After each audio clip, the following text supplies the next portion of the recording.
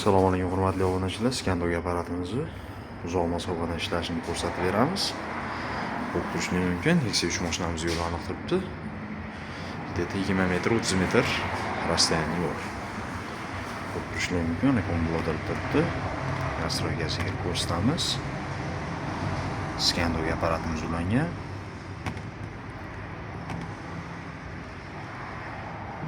Bemalol mana pasportni ochyapti.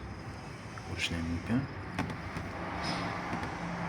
Diagnostikada ham bemalol ishlayveradi.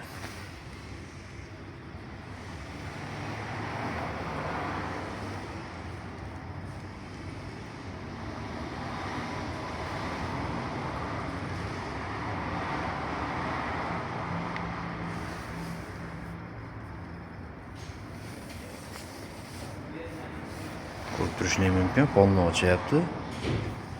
Uzoq masofadan bemalol upravlyatsiya ham bo'ladi.